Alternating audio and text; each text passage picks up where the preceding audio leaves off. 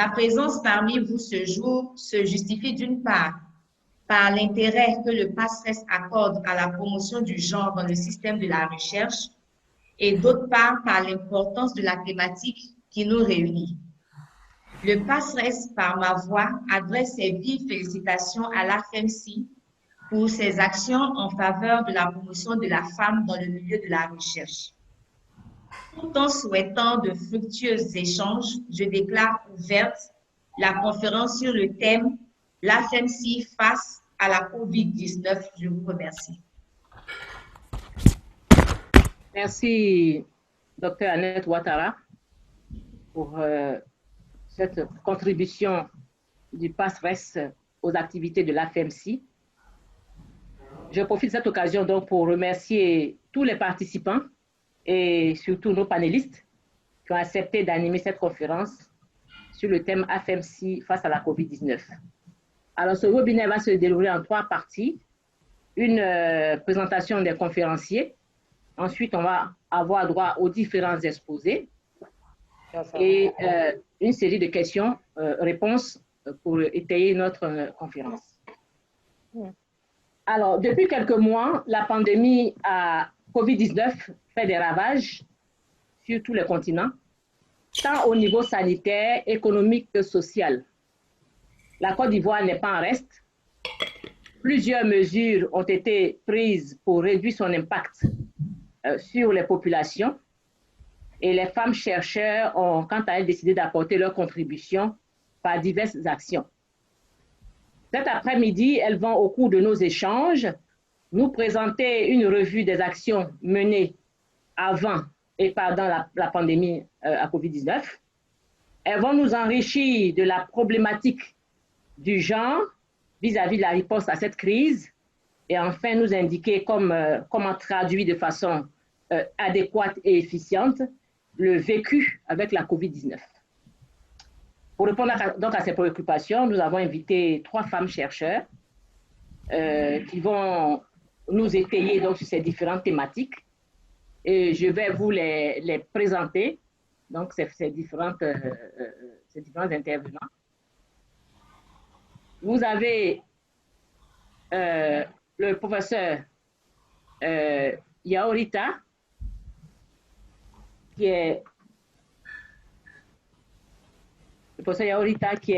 physicienne, professeur titulaire de physique moléculaire, enseignant-chercheur donc à l'université Félix-Houphouët-Boigny.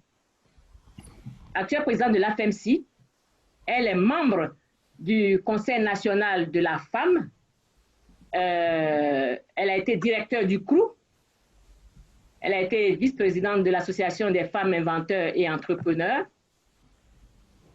Elle a été lauréate du prix régional Kwame Nkrumah de l'Union africaine pour les femmes scientifiques option sciences exactes. Elle a participé à de nombreuses activités scientifiques et académiques et elle continue d'y participer, et notamment sociales. Elle va donc nous présenter le bilan des activités de l'AFEMSI pré-COVID-19.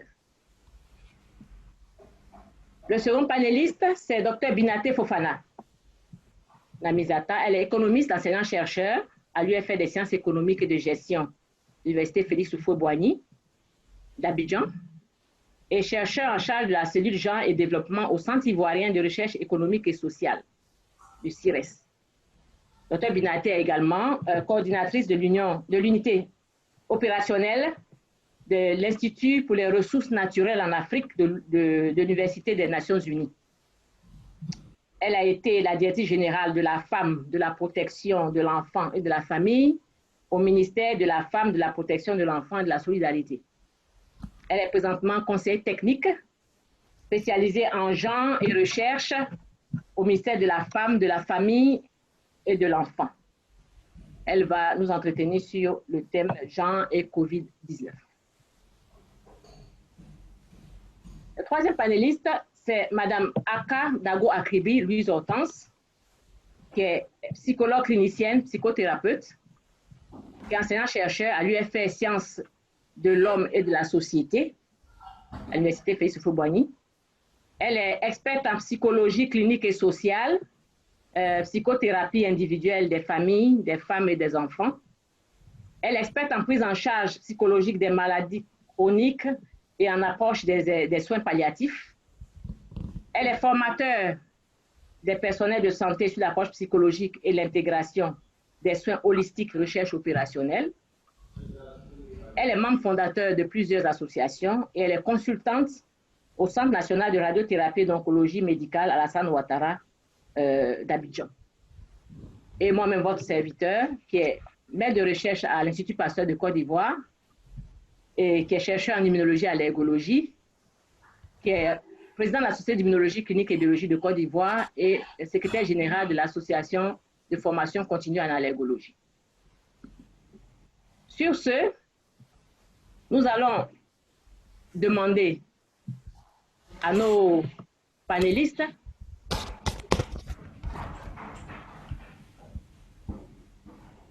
de se préparer donc à présenter leurs différents exposés.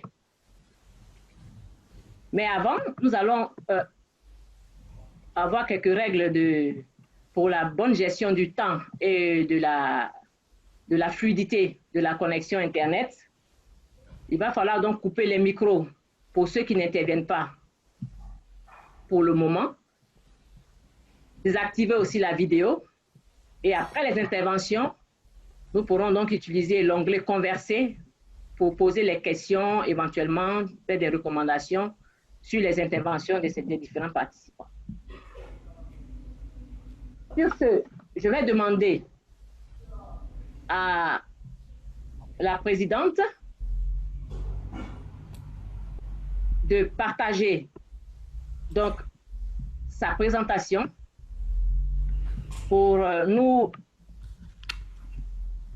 entretenir sur l'aspect des activités qui ont été menées par l'AFEMSI avant et pendant la COVID-19. Président, vous avez la parole. Merci pour ces crésois. Merci à toutes les femmes qui se sont, en tout cas, démerdées pour se retrouver aussi aujourd'hui avec nous cet après-midi.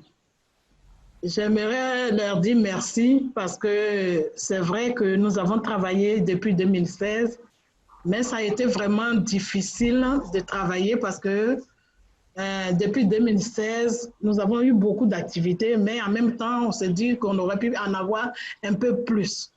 Mais vous avez vu aussi que les années n'étaient pas des années facilement. En tout cas, on ne pouvait pas utiliser 9 mois pour travailler réellement. Les années continuaient de se prolonger indéfiniment.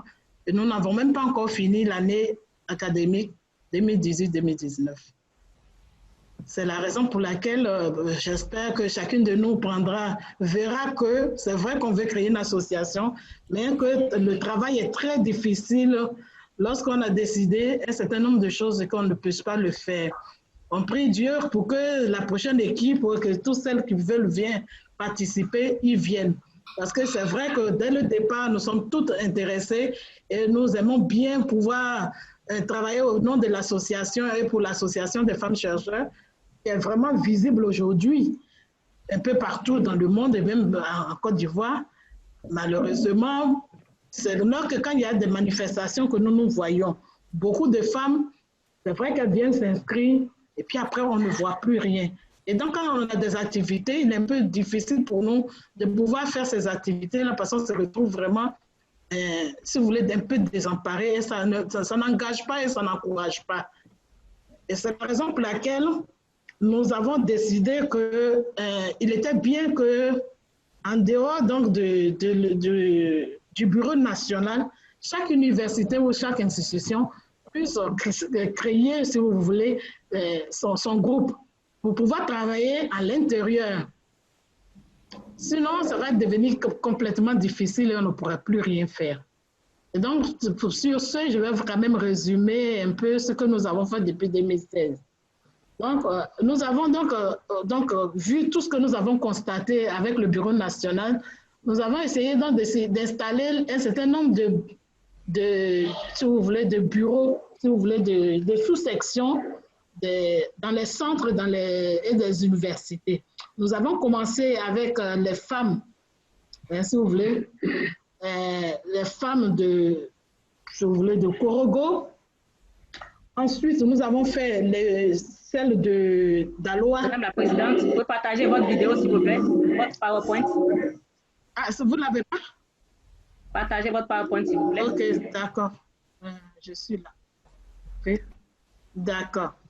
Donc, dans le résumé, je dirais donc on avait commencé l'installation des sections FMC dans les différentes universités et à l'intérieur du pays et dans les centres de recherche. Et pourquoi on a commencé à l'intérieur? Parce qu'elles étaient plus loin et c'est difficile. Elles préféraient donc se retrouver entre elles là-bas plutôt que de venir jusqu'ici pour faire des activités et qu'on n'allait pas pouvoir le faire. Donc, après, vous verrez donc en photo les quelques installations que nous avons pu faire. Ensuite, nous avons eu la cérémonie annuelle. Les cérémonies annuelles pour, si vous voulez, aider nos sœurs qui sont promues au CAMES dans les universités.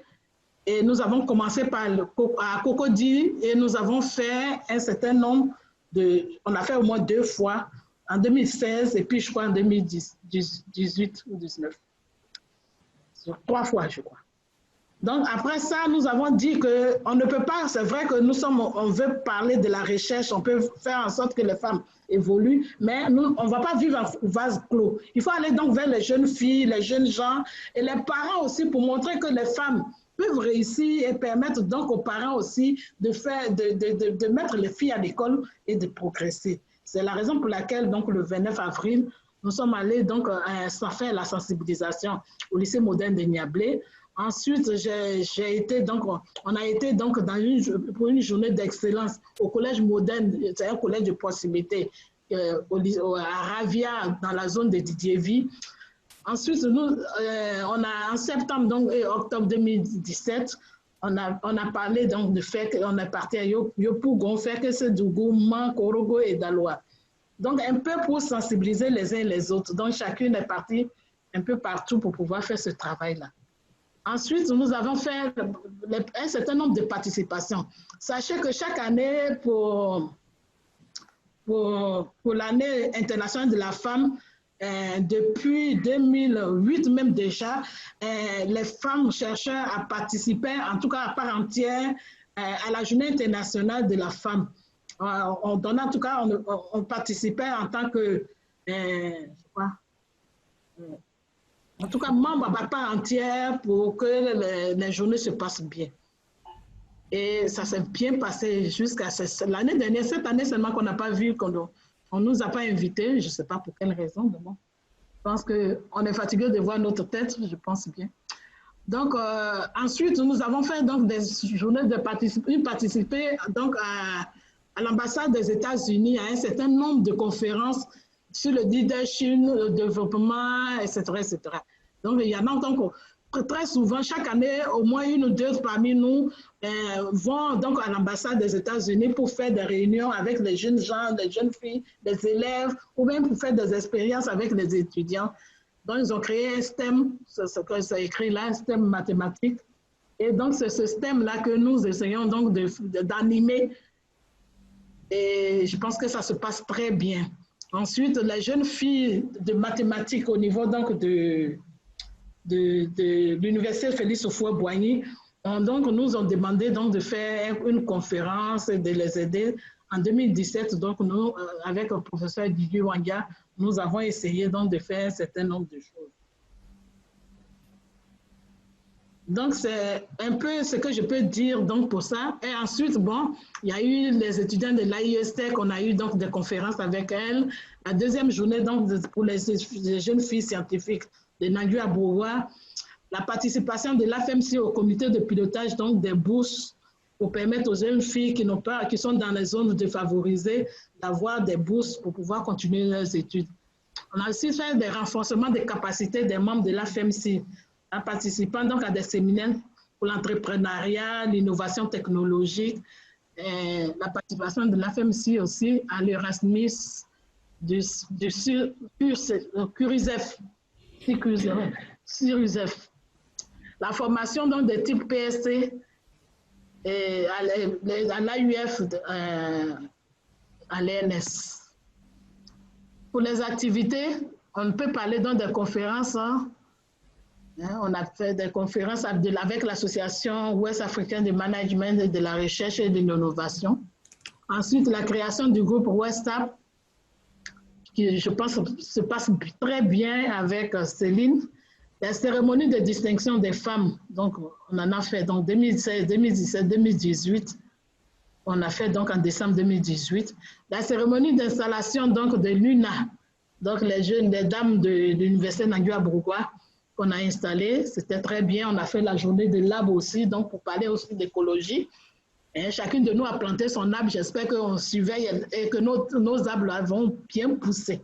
Dans 50 ans, on parlera de l'arbre de chacune d'entre nous. Et on a eu la remise donc des prix des étudiantes en filière scientifique au PAM Club et l'atelier donc des partages d'expériences de femmes chercheurs à l'université de choses virtuelles. Elles nous ont invités pour savoir de quoi on parle. Elles sont vraiment intéressées. Elles se sentaient un peu délaissées. Je leur ai dit qu'on pouvait créer. Donc, elles pouvaient créer leur groupe et puis après, on verra. Il se trouve aussi qu'on peut parler, bon, pendant toute cette étape-là, je vais peut-être revenir avant de parler dans des perspectives. Je vais partager donc au niveau donc, de Covid. Vous voyez? Est-ce que vous voyez? Il faut arrêter l'autre d'abord. Arrête celle-là. Il faut que j'arrête l'autre. Voilà, tu arrêtes celle-là et tu passes à l'autre. Ok, une minute. Voilà, ça, je descends. Vous voyez? Je te rappelle, je suis en conférence, je te rappelle. Tu changes de fichier, non? Non, non, non. Bon, donc tu continues. Il faut l'appeler. Elle est arrivée, mais elle est partie.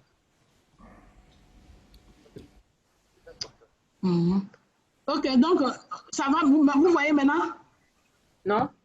Tu descends ton curseur plus bas. Partager l'écran en pause, ok. Je fais partager, répondre. Non, ce n'est pas celui-là. Tu peux effacer, tu peux quitter celui-là et puis... Celui-là, je clique. Tu le quittes? Nouveau partage, ok. Donc, je prends ça. C'est bon? Voilà, c'est bon. Ok.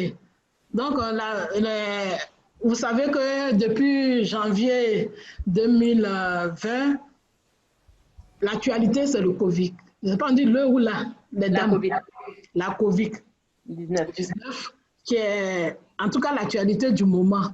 Et chacun de nous, à son niveau, au niveau de la recherche, a essayé donc de s'intéresser, en tout cas, à cette maladie et de voir ce qu'on peut faire.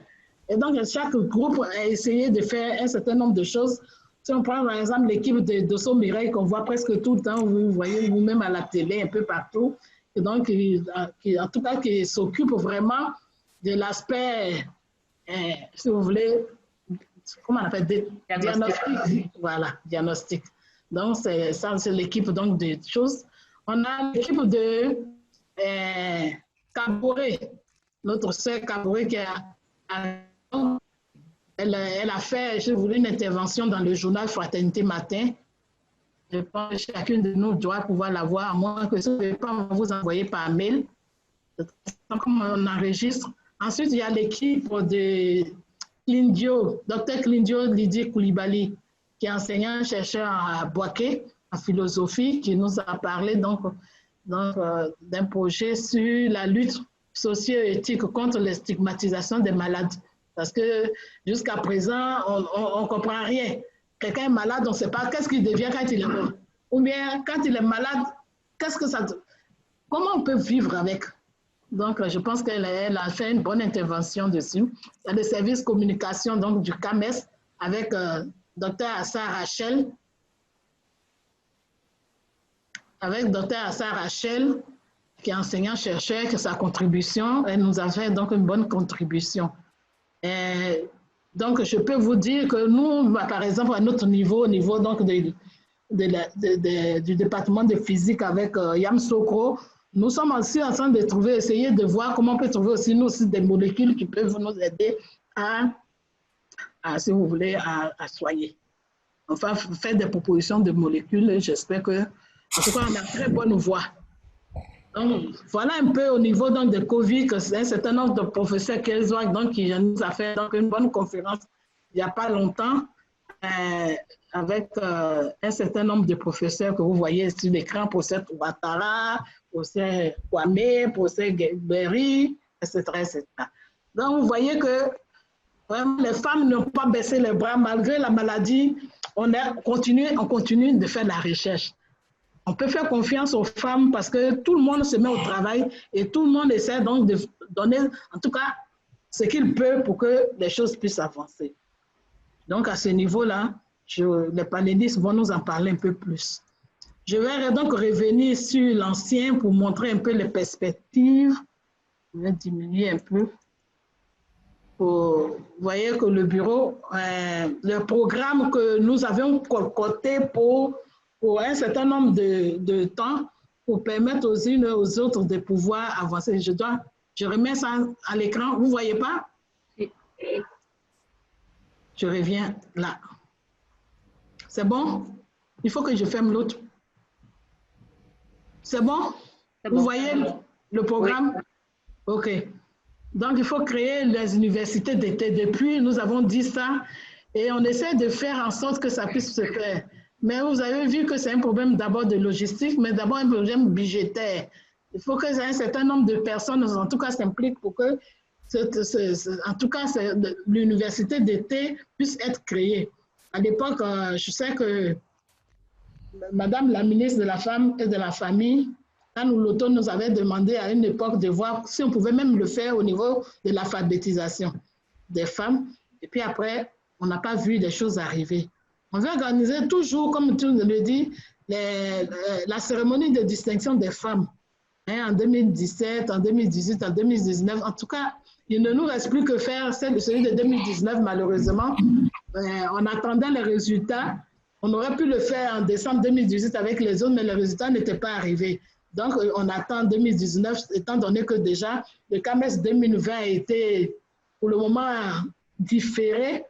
Donc, je pense que les choses vont aller dès que tout ça sera en place. Donc, les sections, on les a installées et tout le monde a vu que, en tout cas, tout presque, il nous reste au niveau d'Abidjan, Cocody, l'Institut Pasteur, l'ENS, et puis ceux qui font l'océanographie, là. Voilà, elles ont dit qu'elles étaient intéressées à créer leur groupe aussi. Donc, on pourrait aussi organiser, il faut vraiment que nous aussi, on sorte d'un autre milieu pour continuer la caravane pour les jeunes filles et les parents. Les gens sont vraiment intéressés. Quand vous voyez qu'on arrive à se retrouver au milieu de ces gens, les jeunes filles, elles sont vraiment intéressées. Moi, je me rappelle, quand je suis allée à Ravia, je suis revenue pendant les vacances avec 2 jeunes filles. Elles sont restées plus d'1 mois pour vraiment montrer qu'elles peuvent faire plus que ça. On allait visiter l'université, elles ont vu un peu les étudiantes, etc., etc. Parce qu'il faut continuer ça. Organiser aussi la 3e journée scientifique, parce que depuis, on a dit ça, mais c'est un problème de financement, c'est un problème de temps. On avait même mis un comité d'organisation et jusqu'à présent, on n'a toujours pas pu le faire. Organiser la journée du vivrier, ça avec Dr Fofana, on avait essayé, et à Boaké, ça s'était bien passé avec le professeur Assa. Les choses s'étaient bien passées là-bas avec la Journée internationale de la femme. Il faut peut-être continuer.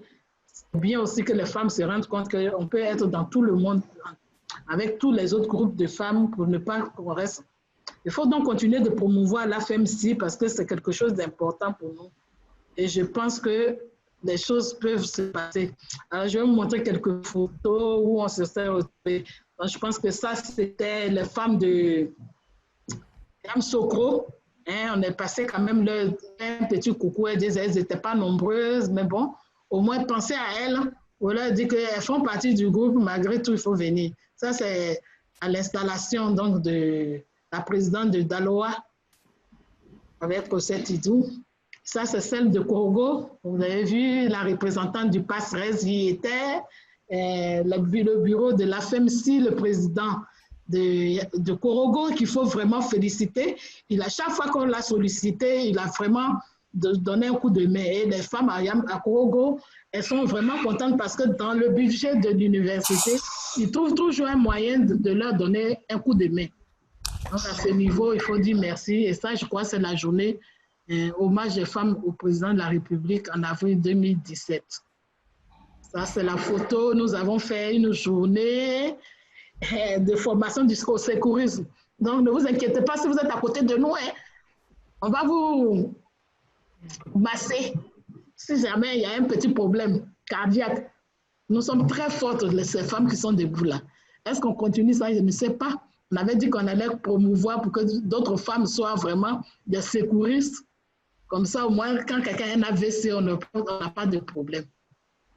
Je pense que je vais m'arrêter là parce que, à moi, tout ça, j'ai déjà pris presque 30 minutes. Et je dis merci à tous ceux qui m'ont écouté. Et on attend la suite des questions. Et je laisse la parole à la modératrice. Merci, Madame la Présidente, pour cet exposé. Vous allez vous déconnecter du partage pour passer la parole à Madame le docteur Binaté, qui va nous entretenir donc sur le genre et COVID-19. Docteur Binaté. Docteur Binaté. Oui, vous m'entendez? Oui. D'accord. Vous avez la parole. Merci, Madame la modératrice. Avant tout propos, je voudrais vous remercier l'AFEMSI pour l'honneur que vous faites au ministère de la Femme, de la Famille et de l'Enfant, que je représente ici à cette conférence. Surtout remercier tous les participants, toutes les participantes de cet après-midi qui ont donné un peu de leur temps pour venir nous écouter. Je voudrais aussi vous dire merci au nom de la première responsable du ministère de la Femme, de la Famille et de l'Enfant, professeur Bakayoko Liramata. Alors, le thème dont je vais vous entretenir porte sur le genre et la COVID-19.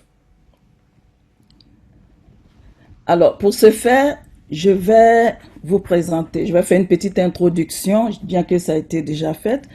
Et ensuite, vous présenter les défis auxquels les femmes ivoiriennes sont confrontées,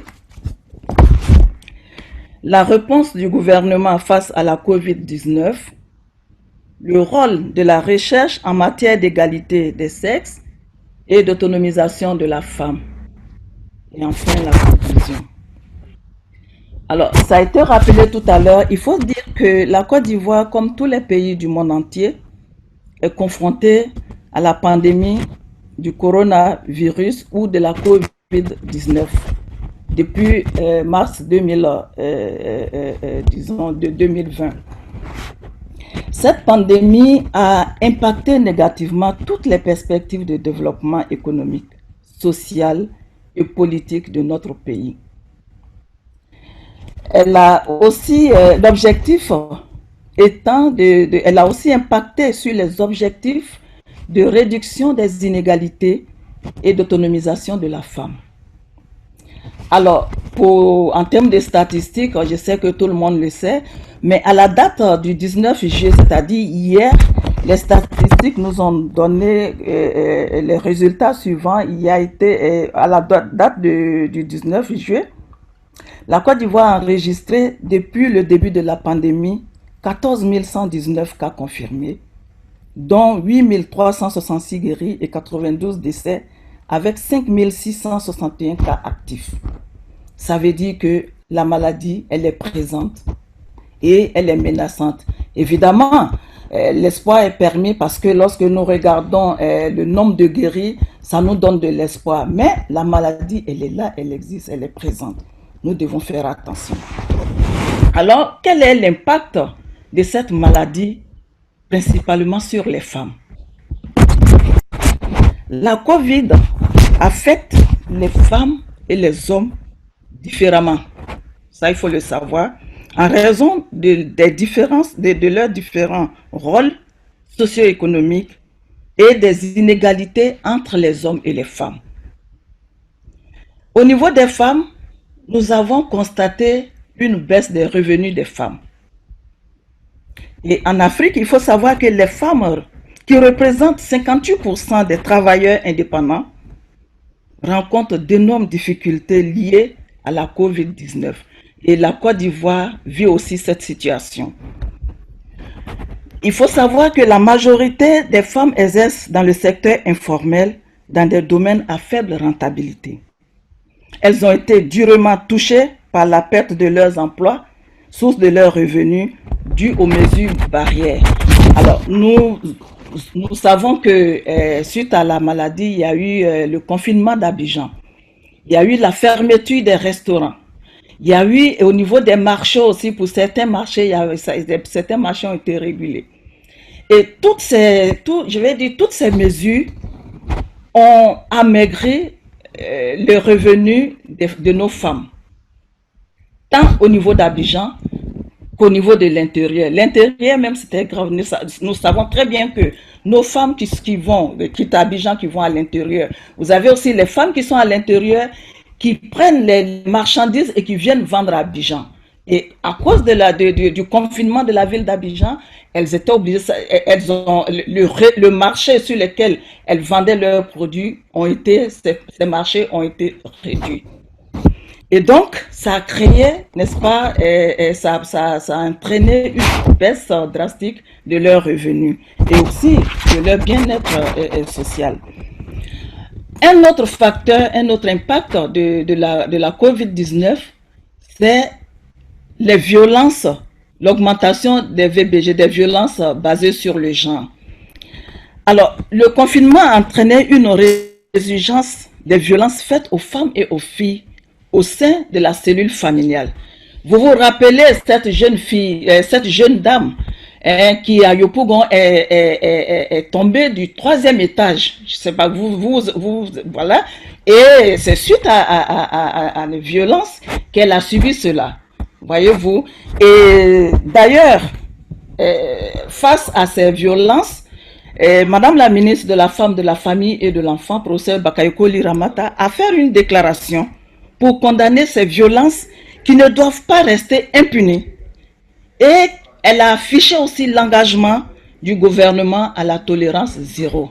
Ça voudrait dire que tous ceux qui vont s'adonner à ces violences à l'égard des femmes et des filles seront punis selon la loi.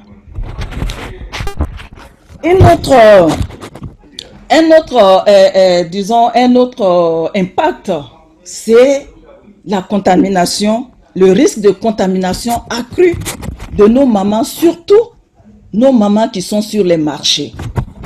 Vous savez, quand vous allez, depuis le début de la pandémie jusqu'à ce jour, faites un tour au marché, vous allez voir comment les populations se comportent relativement aux mesures barrières.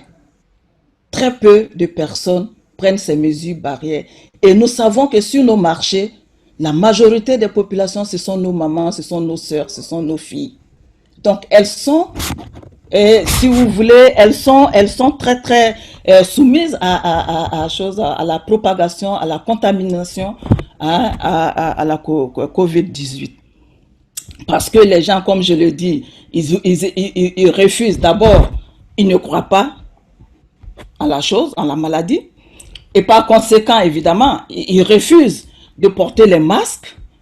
Les mesures de distanciation, c'est difficile à respecter. Le lavage des mains, bien que le gouvernement ait pris des dispositions pour sensibiliser les gens, mais il reste encore, le constat est que très peu de personnes, malheureusement, observent ces mesures barrières.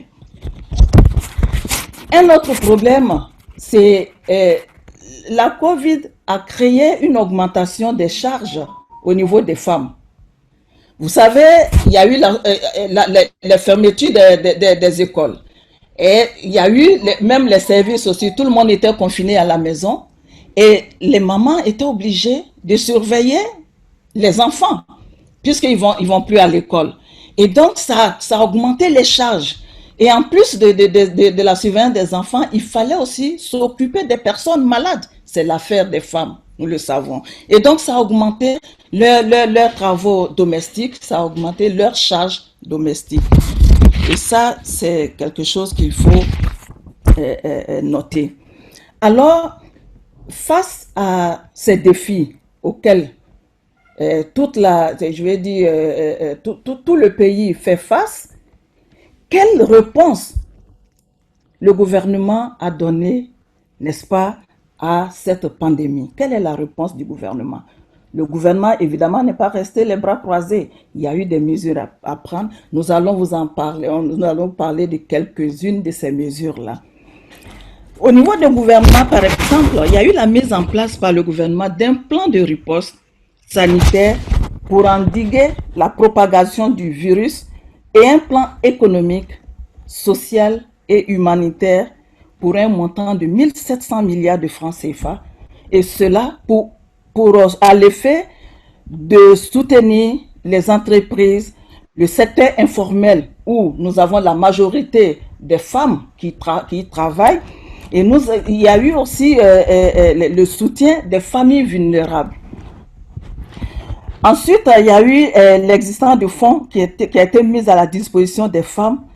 Et ce fonds leur a permis un tant soit peu, de sortir de la précarité. Comme je l'ai dit, ne travaillant plus, ne pouvant plus faire leur commerce, il était difficile pour ces femmes-là de pouvoir avoir des revenus à l'effet de subvenir à leurs besoins. Et donc, ces fonds leur ont permis de pouvoir réduire un peu les effets néfastes.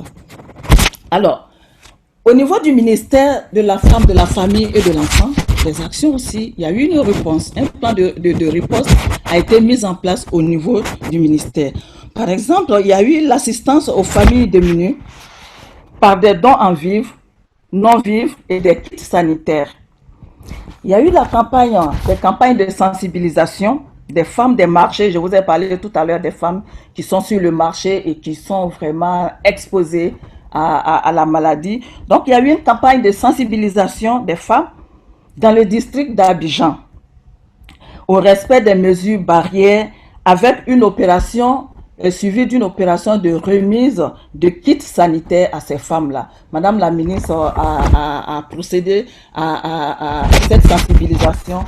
Nous avons été dans les communes de Cocody, dans les communes de Trècheville, dans les communes de Koumansi, à Bingerville, ainsi de suite. Et donc, ça a vraiment permis un tant soit peu de pouvoir sensibiliser nos mamans qui sont sur le marché.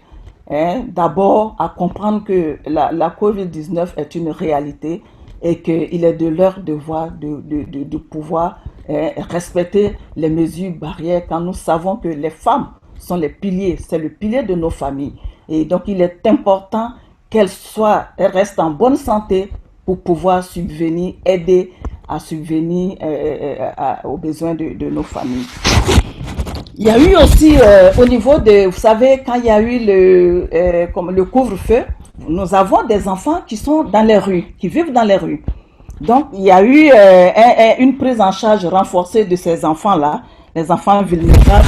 Et il y a eu le ministère a réussi à retirer 202 enfants de la rue, dont une cinquantaine, on a réussi à les faire partir, à accepter de regagner leur famille. Et il y a eu 30 qui ont été en formation professionnelle à Sassandra. Tout ceci pour vraiment aider à juguler les effets néfastes de la COVID. Il y a eu aussi, je vous ai parlé tout à l'heure des violences basées sur le genre. Et donc, nous avons procédé à la mise en place d'une ligne verte pour permettre la dénonciation des violences, pour donner des conseils et assister les victimes, les prendre en charge, d'une prise en charge psychologique, médicale et judiciaire, des cas de violence basée sur le genre. Alors, c'est quelques exemples d'actions que ce n'est pas tout, la liste n'est pas exhaustive, mais c'est pour montrer que face à la pandémie, le ministère, le gouvernement n'est pas resté les bras croisés. Nous avons réagi, bien que je pense que seul, comme on le dit, nous ne pouvons pas réagir à 100%. C'est en cela que j'apprécie les actions qui ont été menées par l'AFMC et les encourage tout le monde à s'engager. C'est ensemble que nous pourrons vaincre la maladie. Alors, nous allons dire, la maladie est là, avec ses conséquences. Et nous avons nos chercheurs qui sont là. Alors, quel est le rôle de la recherche face à la COVID-19? Qu'est-ce que la recherche peut apporter, n'est-ce pas, comme élément de solution à la pandémie? Il faut dire que, de façon générale, il y a une mobilisation de la communauté scientifique pour des solutions efficaces contre la COVID-19. Pour ce faire, dès le départ, nous avons assisté à la mise au point des gels et de solutions hydroalcooliques par des chercheurs de l'Université Félix Houphouët-Boigny. Nous avons aussi assisté à la fabrication par l'Institut national polytechnique d'un prototype de respirateur artificiel et de gel hydroalcoolique. Il y a eu aussi au niveau du gouvernement la mise à disposition de nos chercheurs d'un fonds d'un montant de 1 milliard de francs CFA pour mener des travaux sur la COVID-19 dans les domaines scientifiques, économiques, sociologiques, anthropologiques, etc. À côté de cela, comme je l'ai dit, le gouvernement ne peut pas seul faire tout ce travail. Nous avons fort heureusement des partenaires internationaux. Notamment, nous avons le soutien du programme d'appui stratégique à la recherche scientifique, le PASRES, qui nous permet justement d'être sur cette plateforme et qui, je voudrais profiter pour remercier pour toute cette contribution à l'endroit de l'État de Côte d'Ivoire. Et donc, le PASRES, à travers son financement de 15 projets de recherche, d'un montant global de près de 200 millions de francs CFA, ce n'est pas rien. Alors, dans le contexte de la COVID, la recherche a un rôle important. Notamment dans, je vais dire ici, de façon générale, comme je l'ai dit, la recherche a un rôle. Mais dans cette recherche, quelle est la place de la femme? Quelle est la contribution des femmes chercheurs? Qu'est-ce que nous pouvons faire? Est-ce que nous allons nous asseoir, regarder les gens faire? Non, je crois qu'il y a des compétences parmi nous et donc c'est le lieu de vraiment encourager, de sensibiliser nos femmes chercheurs à s'intégrer dans cette vague de riposte à la COVID-19. Alors donc, qu'est-ce que nous pouvons faire? Identifier en termes de recherche, identifier les contraintes à l'égalité des sexes et à l'autonomisation de la femme et des filles. Quels sont les facteurs dans ce contexte de la COVID-19? Quels sont les facteurs contraignants qui peuvent empêcher les femmes, n'est-ce pas, d'être autonomes et aussi qui peuvent empêcher l'égalité homme-femme? Ça, c'est important au niveau de la recherche.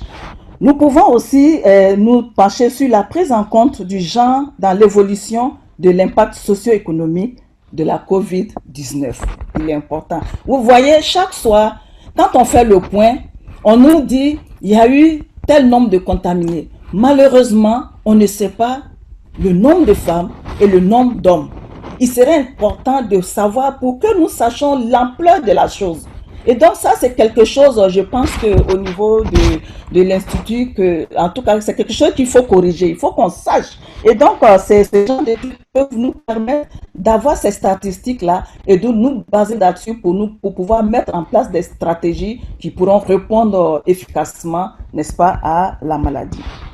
Ensuite, nous avons l'analyse, il faut pouvoir analyser les liens, les causes et les effets entre la COVID-19 et les violences basées sur le genre. Vous savez, c'est très important les violences.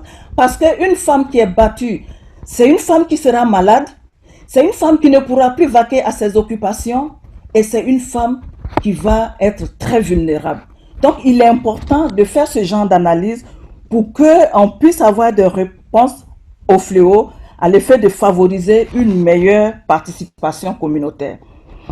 Ensuite, il faut développer les capacités des femmes productrices. Vous savez, ici en Côte d'Ivoire, la majorité de nos femmes vivent en milieu rural et leur principale activité, c'est l'agriculture, le secteur agricole. Donc, il faut pouvoir développer leurs capacités de productrices à travers l'agriculture durable, à travers l'utilisation des pesticides biologiques, des nouvelles semences de tubercules, par exemple au niveau du manioc, de l'igname. Et je pense que ça, c'est le rôle de la recherche. Et c'est déjà, on a des productions du CNRA et même de l'université Félix Houphouët-Boigny. Et il serait intéressant de vulgariser, n'est-ce pas, ces inputs, ces facteurs de production pour que les femmes puissent être plus productives.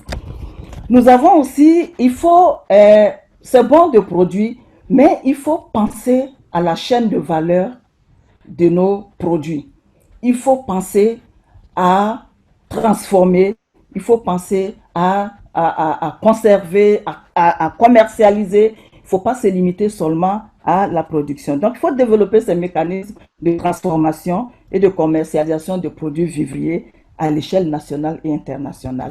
Nous avons l'exemple de la tiéké qui est consommée partout et qui est vendue partout. Nous avons aussi le cas du karité, le karité même, qui a réussi à avoir la certification biologique qui permet aujourd'hui de vendre notre karité dans les pays européens et aux États-Unis. Ça, je crois que ce sont des choses vraiment très, très importantes pour nos femmes, pour l'autonomisation de nos femmes. Il faut aussi, parce qu'il s'agit de maladies, tout le monde est à la recherche de médicaments. Donc, nous disons qu'il faut domestiquer les plantes médicinales avec une participation des femmes, n'est-ce pas, soit à la culture et même au développement de ces médicaments. La femme, elle a beaucoup de connaissances et je crois qu'elle peut faire beaucoup. Alors, avant de terminer, je voulais répondre rapidement à une préoccupation du professeur Rita qui disait tout à l'heure que, comment on appelle ça, la FEMC n'a pas été invitée, n'est-ce pas, à la Journée internationale de la femme, l'édition 2020. Et c'est parce qu'on ne veut plus voir le visage de la FEMC. Mais je voulais rassurer Rita pour dire que certainement, je ne sais pas qu'est-ce qui s'est passé, mais quand vous étiez, la FEMC a reçu une invitation. Une invitation a été signée pour la FEMC. Et comme d'ailleurs chaque année et à chaque occasion, étant moi-même membre de la FEMC, même si on ne me voit pas, mais je veille quand même aux intérêts de la FEMC. Quand il y a quelque chose, souvent même, j'appelle la présidente la veille. Parce que quand je me rends compte parce que je ne suis pas toujours dans l'opérationnel, lorsque je me rends compte que la FEMC n'est pas parmi quand je fais les dernières révisions, que je ne vois pas la FEMC, mais tout de suite, je cherche à rattraper. Je ne sais pas qu'est-ce qui s'est passé, mais il faut dire que, comme je l'ai dit, vous êtes, je vais dire, une structure très importante pour nous. Parce qu'il s'agit de la recherche et il s'agit de l'éducation. Comme nous le disons, l'éducation, c'est un facteur très important. L'éducation, tout repose sur l'éducation. Et pour nous, et pour Madame la ministre d'ailleurs, qui est du domaine, qui est scientifique, la FEMC vraiment est très très important pour nous. Et je dirais même que la FEMC aussi, il faut vous approcher aussi parce que j'ai vu, il y a eu plein d'activités, mais je ne sais pas si nous avons reçu des invitations pour participer à ces activités-là. Bref, pour dire que nous sommes ensemble, je pense, comme je le dis toujours, c'est ensemble que nous pouvons aller de l'avant, c'est ensemble que nous pouvons contribuer efficacement, participer au processus de développement de notre pays, surtout dans ce contexte qui va tout bouleverser et pour lequel nous pouvons aussi considérer ce contexte comme une opportunité pour nous, pour que nous soyons ensemble, pour que nous réfléchissons, qu'on ne compte plus sur les autres, mais qu'on compte sur nous-mêmes. Donc, c'est sur ce mot d'espoir que je voudrais vraiment m'arrêter là et vous dire merci pour votre aimable attention. Merci. Merci, Dr Binaté, sur ces mots d'espoir. Et j'ose espérer que la collaboration entre le ministère de la Famille et la FEMC sera plus fructueuse que jamais. Bien sûr. Sur ce, je vais demander au docteur Aka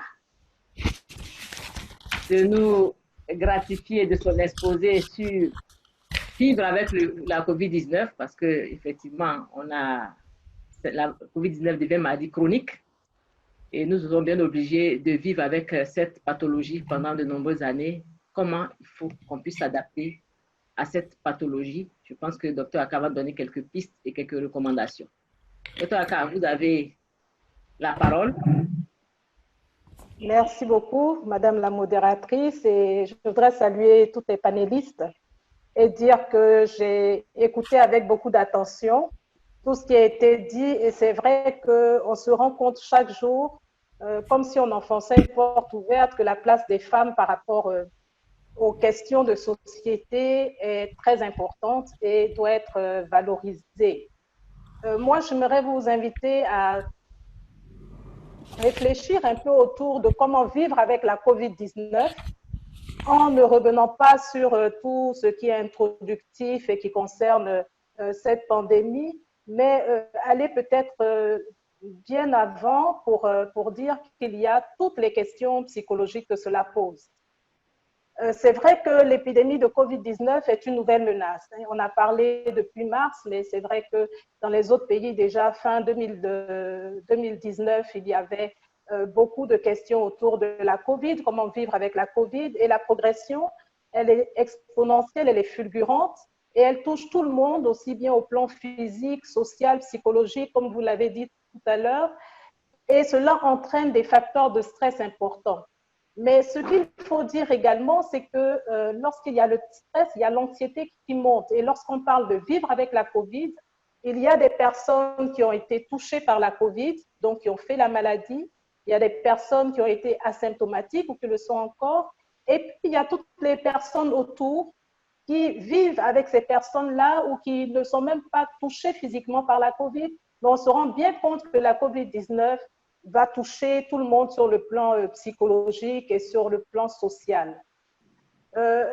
Toucher tout le monde, aussi bien les hommes que les femmes, toucher tout le monde parce que les enfants aussi sont touchés, même si on reconnaît qu'ils sont beaucoup moins atteints physiquement, parce que dans la relation aux parents, parce qu'ils vivent l'anxiété des parents et parce que cela déclenche des peurs. Avec la COVID-19, nous sommes effectivement dans la peur de la mort. Et c'est la base de toutes les autres craintes. Naturellement, lorsque nous fêtons un anniversaire, c'est un jour de moins. Mais nous voyons plutôt le verre à moitié plein, de sorte à ne pas souffrir de nous voir perdre des années de vie. Et ceci est tellement vrai que nous vivons souvent avec de l'insouciance. Et la COVID-19 vient nous rappeler que nous sommes des mortels et que nous pouvons avoir cette maladie par tous les moyens. Et cela va nous donner une nouvelle façon de vivre. Quand je parle de nouvelle façon de vivre, comprenez, c'est un virus qui n'est pas connu. Nous entendons parler de mots assez spécifiques. On parle de quarantaine, on parle d'isolement, on parle de confinement que l'on vit d'ailleurs. Il y a ce virus pour lequel il n'y a pas de vaccin. Il y a tout ce qu'on entend, toutes ces informations. On parle d'intox, des informations qui ne sont pas vraiment reconnues et vraiment précisées, avec une tendance à exagérer le danger. Ça veut dire que nous vivons au quotidien dans un danger permanent. Les soignants sont touchés, et on l'a dit, on l'a vu dans les pays développés, mais même en Côte d'Ivoire, et une étude spécifique gagnerait à être faite, hein. Les soignants sont touchés et on sait qu'en majorité, nous avons beaucoup de femmes qui sont des soignants naturels parce que dans les familles, ce sont les femmes qui portent la famille, l'homme malade, le mari malade, les parents malades, les enfants malades. Mais même dans le milieu professionnel, nous avons de plus en plus de femmes qui sont des soignantes et naturellement, elles sont touchées par la COVID, aussi bien par l'inquiétude et le stress de l'attraper que par le fait même d'être touchée physiquement par la COVID. Et je crois d'ailleurs que, comme disait Madame Binaté, ce serait bien de voir au niveau des statistiques pour voir effectivement le nombre de femmes, à la différence des hommes, qui décèdent du fait de la COVID. Alors, la couverture médiatique, elle est constante et elle contribue énormément au sentiment de danger. Et on peut dire que depuis la COVID, nous vivons une ère nouvelle. C'est-à-dire que l'année 2020 est un changement total, même dans les façons de nous comporter. puisque maintenant, nous ne pouvons plus avoir des gestes d'affection vis-à-vis des personnes qu'on aime. Lorsqu'on part pour soutenir, lorsqu'il y a des décès, on ne peut pas se toucher et c'est très frustrant, aussi bien pour les personnes qui sont endeuillées ou qui sont malades que pour les personnes qui viennent pour soutenir. Ne plus se saluer, ne plus se toucher, alors que nous savons quelle est l'importance du toucher. Je ne veux pas revenir sur les concepts anthropologiques et même psychologiques du toucher dans les rapports humains, mais tout ceci montre que nous sommes dans une situation anormale, mais qui doit devenir normale, parce que finalement, les jours s'égrènent et nous sommes toujours en plein dans la Covid. Alors, cela entraîne un stress important. Un stress qui est une réponse physiologique et normale face à une situation anormale et qui fait partie intégrante maintenant de notre existence. Et nous devons nous adapter petit à petit à ce stress. Mais cela entraîne aussi une forme d'anxiété parce que justement, lorsqu'on a peur, c'est une réponse à une menace qui est bien réelle. Mais avec l'anxiété, c'est une peur face à une menace qui est inconnue, face à une menace qui a un visage inconnu. Et nous devons vivre avec cela. Nous avons connu donc le confinement. Nous avons connu le confinement et c'est vrai que au début, rester à la maison, c'était… Il y a eu avec le confinement aussi à mettre en place en termes de famille toute une organisation. Il a été relevé le travail exponentiel encore des femmes à la maison avec les enfants, mais également tout ce qui se passe au plan psychologique même du fait de se retrouver dans un même lieu, de se retrouver à ne pas pouvoir aller à l'extérieur, sortir, prendre un peu d'air, aller au travail. Et cela a changé également les relations entre parents-enfants. On se découvre, oui, mais sans trop vouloir le faire, a entraîné des stress et a entraîné aussi des effets psychologiques importants. Donc, les réactions à la COVID, parce qu'on parle de vécu de la COVID, peuvent prendre de nombreuses formes et c'est vrai qu'on a tout l'éventail des réactions. On a vu qu'il y a aussi des addictions avec toutes les séries télévisées en étant assis devant son poste téléviseur. Il y a le fait d'abuser et de trop manger, de prendre des médicaments, mais nous allons y revenir parce que les conséquences, on a pu les voir aussi bien sur le plan physique. On a senti que les personnes n'étaient pas bien parce que quand on est stressé, toute la symptomatologie peut se retrouver. Les difficultés à dormir, les difficultés pour manger, soit on mange trop, soit on ne mange pas assez, les migraines, les tensions dans la nuque, ça s'est retrouvé et c'est vrai qu'on a pu constater qu'il y avait également un abus dans la prise de médicaments. Alors, sur le plan psychologique, il y a toutes les inquiétudes et l'insécurité qui est en lien avec ce virus qui est inconnu et qui fait mal parce que quand on voit et on décrit ce que vivent les personnes qui sont symptomatiques, c'est vrai qu'on se pose la question de savoir mais comment est-ce qu'on peut vivre avec, et ce d'autant plus que lorsqu'on voit comment cela a été pris en charge dans les pays développés où ils ont certainement des moyens beaucoup plus fins en termes de technique, on se demande si on va pouvoir y résister. On est dépassé par les événements, on est impuissant et il y a tout un discours aussi d'impuissance vis-à-vis des enfants, vis-à-vis de la famille. Comment protéger ses enfants, comment protéger sa famille. Donc, il y a des refus de recevoir des visiteurs, ce qui n'est pas dans les habitudes que nous pouvons avoir. Il y a le point d'insécurité que l'on ressent, de tristesse, de colère. On a pu voir et entendre, et cela demande encore à être documenté, les réactions de personnes qui ont perdu des êtres chers, soit de la COVID ou soit d'autres maladies, mais les funérailles telles qu'elles s'organisent, qui sont des moments importants dans notre culture, n'ont pas pu se faire. Avec la COVID, il y a tout un traitement des corps et des corps qui ne se fait pas dans les normes. Est-ce que le deuil pourra se faire? Comment va-t-il se faire, aussi bien pour les parents, pour les enfants, que pour ceux qui étaient attachés à cette personne? Donc, autant de questions qui montrent que tout est remodelé et que sur le plan psychologique et émotionnel, il y a des choses qui changent. Alors, au plan comportemental, on note et on a pu le voir, des difficultés parfois de concentration à travailler. Et souvent, parfois aussi, à trop travailler. Parce qu'avec le télétravail, il y a aussi tous les effets psychologiques liés au télétravail. on se rend compte que les personnes qui sont en télétravail travaillent 3 fois, 4 fois plus. Parce que justement, on ne compte plus les heures, on est assis dans sa maison. Et pendant qu'on travaille, d'ailleurs, il y a le travail domestique qui se fait aussi pour les femmes. Il y a tous les problèmes aussi d'agressivité, d'irritabilité, de repli sur soi et les problèmes de violence qui ont été décriés. Beaucoup de violences basées sur le genre et des violences aussi vis-à-vis des enfants parce qu'ils sont plus turbulents puisqu'ils ne sortent pas et parce qu'ils ne peuvent pas s'aérer véritablement. Et puis, toute une augmentation de la consommation d'alcool, de drogue, de médicaments pour essayer de gérer tout ça. Alors, une des questions, parce qu'il fallait en choisir une juste pour la présentation que je suis en train de faire, c'était la question des enfants. Et la question des enfants, elle se pose véritablement. C'est vrai qu'ils sont peu touchés physiquement par la maladie, mais ils sont affectés par la situation, soit parce qu'ils ont des parents contaminés, des parents en quarantaine, la famille est confinée, mais aussi parce qu'ils vivent l'angoisse et la tristesse des parents par rapport au vécu quotidien. C'est la raison pour laquelle l'attitude des adultes vis-à-vis de ces enfants est déterminante dans leur réaction, parce que ces enfants vivent l'inquiétude et on ne peut pas faire comme si ça n'existe pas dans ce contexte de pandémie.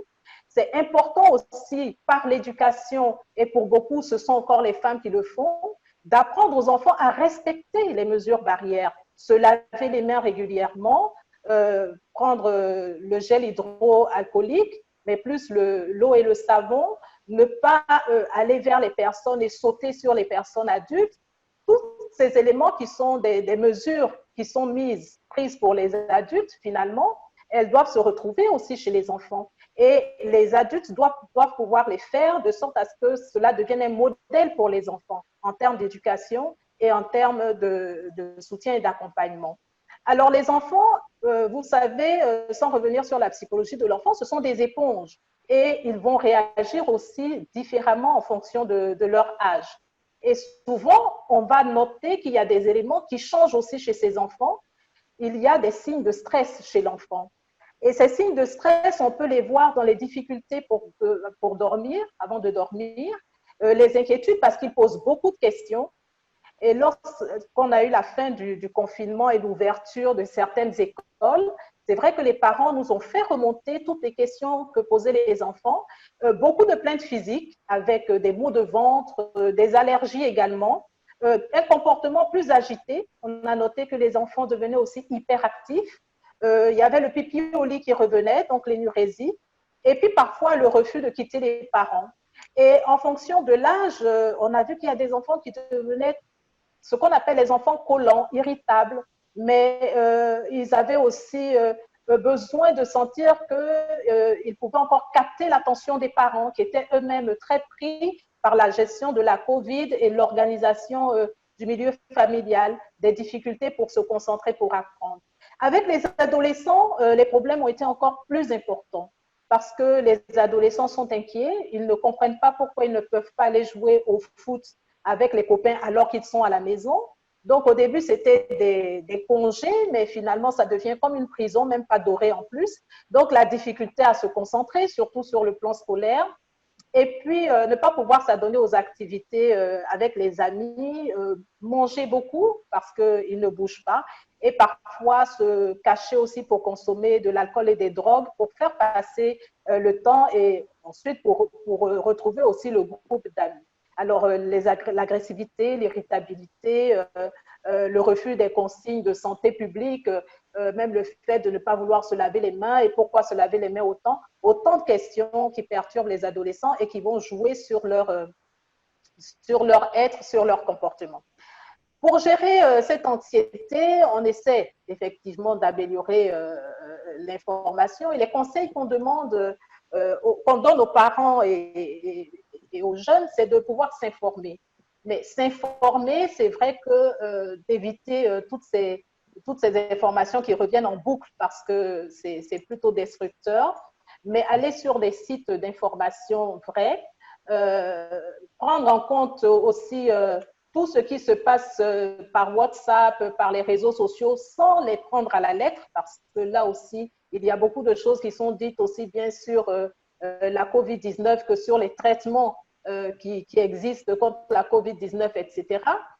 Pouvoir avoir des activités qui nous permettent de nous éloigner un peu de cette fixation à la COVID-19 parce qu'il en faut. Et puis prendre soin de soi, c'est quand même mener une activité physique qui est même difficile à mener à l'extérieur, mais faire des mouvements, essayer de se bouger un peu au lieu d'être avachi dans un fauteuil ou toujours couché. Pouvoir avoir des activités de concentration aussi, et avec des jeux collectifs, des jeux éducatifs, et puis pouvoir en parler. Et il y a aussi tout le volet spirituel qui aide beaucoup avec la prière, les relations qu'on peut avoir dans le groupe famille, c'est-à-dire s'entendre, parler, échanger, pouvoir en fait renouer une vie en griffe normale dans un monde qui devient totalement anormal et auquel il faut pouvoir s'adapter. C'est une période qui est difficile, qui semble-t-il va durer encore un moment, et il faut pouvoir donner des activités aux enfants parce qu'aujourd'hui, même vivre avec la COVID-19, c'est se poser la question de la rentrée scolaire, par exemple. Qu'est-ce que les enfants vont devenir? Est-ce que ceux qui doivent aller à l'étranger pour les études pourront partir? Ceux qui sont ici pourront-ils reprendre l'école et dans quelles conditions? Et je crois que par rapport à ça, en tant que femmes chercheurs, nous devrions être regardantes aussi sur ce qui se passe dans nos universités, où les cours reprennent, mais dans quelles conditions? Est-ce qu'il faut continuer d'accepter tous les élèves? On a parlé effectivement des cours en visio, mais encore faut-il être connecté. Donc, je pense que les femmes chercheurs peuvent aussi dire ce qu'elles pensent par rapport à cette rentrée et comment elles la voient avec la COVID-19. Dire également que quand cela s'aggrave, en termes de symptômes, je n'ai pas la possibilité de revenir vraiment sur tous les aspects, mais quand cela s'aggrave, ne pas hésiter à chercher des professionnels pour pouvoir assurer une prise en charge et pour pouvoir aider et les parents et les enfants. Nous sommes à un moment très important de ce que nous vivons avec la COVID-19, où nous avons tous les soirs tout le nombre des malades, le nombre des morts, ça devient lancinant. Comment faire le deuil, comment vivre avec ces décès qui deviennent en plus de plus en plus proches par rapport à chacun d'entre nous et à chacune d'entre nous? Comment faire, comment vivre avec? N'oublions pas le volet psychologique qui est important. N'oublions pas les soignants également qui vivent de façon directe les effets de la COVID-19. Et puis surtout, pensons aux femmes chercheurs et voyons également ce qui se fait dans les structures de soins où justement il existe des femmes chercheurs qui dirigent ces structures. Je pense au Centre national de radiothérapie Alassane Ouattara avec le professeur Didi, qui a mis en place un comité de crise COVID-19. Voyons comment cela se fait pour pouvoir justement écrire, parce qu'il faut que les femmes restent dans l'histoire de cette lutte contre la COVID et dans tous les domaines de la vie. Je vous remercie. Merci, Dr. Aka, pour cette présentation. Hello. Alors, on va continuer donc avec je tiens à remercier tous les trois panélistes qui ont vraiment exposé avec brio leurs différents items. Nous allons passer maintenant aux questions-réponses pour continuer l'activité. Alors, je lis juste 2 ou 3 éléments par rapport à ce qui a été dit. Elle souhaite qu'on puisse enregistrer les présentations pour qu'elle puisse les avoir, mais je n'ai pas encore de questions véritables sur le thème qui a été proposé. Donc, je pourrais éventuellement poser quelques questions par rapport à tout ce qui vient d'être dit. Docteur Aka, juste une préoccupation. Vous m'entendez? Oui, très bien. Je ne sais pas si vous me recevez. Si, je vous reçois. Par rapport aux adolescents qui sont un peu plus grands, est-ce qu'il y a la possibilité de leur expliquer ce que c'est que la COVID-19 pour mieux appréhender l'impact de cette maladie et peut-être leur permettre de supporter un peu mieux les effets de ce confinement, de cette impossibilité de pouvoir se déplacer, de pouvoir faire leurs activités quotidiennes, vraiment dans des thèmes assez simples ou imagés, je ne sais pas, peut-être des films ou des... Qu'est-ce qu'on peut faire pour ces adolescents-là? Merci beaucoup. Merci, Madame la modératrice, pour cette question qui est très importante parce que, effectivement, l'adolescence, c'est la période sensible et c'est la période de la prise des risques. Et pour les adolescents, on a parlé de ce virus qui est, on ne va pas dire invisible parce qu'il existe, mais quand même invisible puisqu'on ne le voit pas pour le citoyen lambda. Pour lui, ce virus, ben, ce n'est pas important. C'est d'abord de vivre. Et ils sont dans la prise de risque, ils sont dans le pulsionnel. C'est pour cela que les parents ont un grand rôle à jouer, qui est celui pour mieux surprotéger, pour mieux protéger l'adolescent, de lui expliquer exactement ce que c'est que la COVID-19, comment on l'attrape, quels sont les symptômes sans aller vers des images alarmistes, etc., mais quels sont les symptômes et pourquoi il est important qu'eux-mêmes, ils rentrent dans tout ce qui est prévention, aussi bien pour eux que pour les autres. Parce que ces adolescents, par la suite, doivent devenir ceux-là même qui doivent aussi faire le lien de la sensibilisation.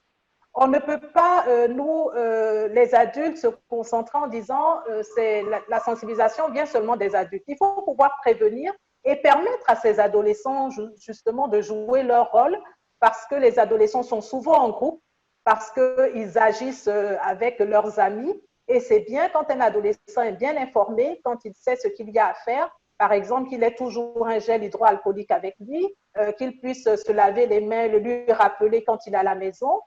Petit à petit, ça devient un nouveau comportement qu'il va intégrer. Il va s'adapter, il va intégrer ces nouveaux comportements et il pourra facilement aussi les transporter avec lui pour informer aussi ses camarades, pour leur demander de prêter attention. C'est aussi le rôle d'un leader. Et les adolescents ont besoin qu'on leur fasse confiance par rapport à ce rôle qu'ils peuvent jouer valablement dans la société. Merci, Dr. Aka. Une autre question pour Dr. Namizata Binaté. Juste par rapport aux effectifs d'hommes et de femmes, c'est juste un commentaire. Le pourcentage d'hommes et de femmes lors de la déclaration des différents cas infectés, effectivement, c'est très intéressant parce que la prise en charge économique et sociale n'est pas la même. Et je crois que le docteur Aka m'a même signalé que parmi ces femmes-là, nous avons une majorité de femmes qui vont jouer le rôle de soignants à domicile, des fois soignants aussi au service, et qui s'occupent aussi de toute la famille. Donc, s'il y a une contamination éventuelle de ces femmes-là, la propagation peut être beaucoup plus importante. Donc, il serait intéressant d'avoir ces effectifs de femmes-là pour avoir peut-être des situations géographiques et les sensibilités en plus. Alors, qu'est-ce que, Dr. Namizata, vous pouvez nous préconiser en plus pour ces femmes-là, pour qu'elles puissent être vraiment prises en charge de façon efficiente? Oui, mais déjà, comme je le dis, c'est d'avoir une idée sur les statistiques, d'avoir les statistiques qui va, comme on le dit, des statistiques genrées. C'est-à-dire, chaque fois, il faut qu'on sache que, bon, s'il y a 100 contaminés, il y a combien de femmes, il y a combien d'hommes. Ça, c'est déjà ça. Et de sorte que on verra quelle est la population la plus contaminée. Et si nous le savons en tant que chercheurs, c'est ça, c'est-à-dire nous maintenant, il s'agit maintenant de voir quels sont les facteurs qui expliquent cela à l'effet de pouvoir trouver des solutions, mettre en place des stratégies. Et ça, je pense que vous-même, vous êtes mieux placé, vous êtes à l'Institut, parce que je crois que c'est là-bas qu'on a les résultats. Et quand on fait les tests aussi, on sait quel est le nombre de femmes, quel est le nombre d'hommes. Il s'agit, c'est une façon, c'est un appel justement aux responsables de pouvoir donner les statistiques selon le genre. selon le genre, et ça va nous donner une très bonne idée de la situation de la maladie en ce qui concerne les hommes et les femmes. Voilà, donc, je pense que c'est déjà ça, quoi. C'est un appel, en fait, que nous devons lancer. Mais vous-même, vous êtes mieux placée, Madame Oui, je pense Présidente. on va faire, comme on dit, un retour d'information pour que cela puisse Oui, vraiment être pris en compte, pour qu'on puisse voilà, acter les actions vraiment ciblées sur tout les à fait. populations et puis pouvoir peut-être diminuer le risque d'exposition chez ces femmes-là Le qui risque sont, d'exposition, oui, parce que comme on le dit, elles sont beaucoup exposées elles sont parce que beaucoup quand vous exposées. prenez Tout les à fait, marchés, la tout à plupart des fois, ce sont les femmes fait, les femmes. et elles sont exposées et faites un tour. Je ne sais pas si vous êtes déjà allé dans les marchés, vous allez Elles vous sont, rendre compte que le port des masques, vraiment, sur 10 personnes, peut-être il y a deux ou une personne qui porte son masque. Et donc, ça veut dire qu'elles sont exposées. Et il y a aussi un problème qu'il faut savoir, c'est que euh, l'Ivoirien ne croit pas encore à la chose. Et c'est dommage. C'est dommage. Et c'est une réalité. Nous le disons, mais quand vous écoutez les gens, et vous allez vous rendre compte que, en réalité, on ne croit pas vraiment à la maladie.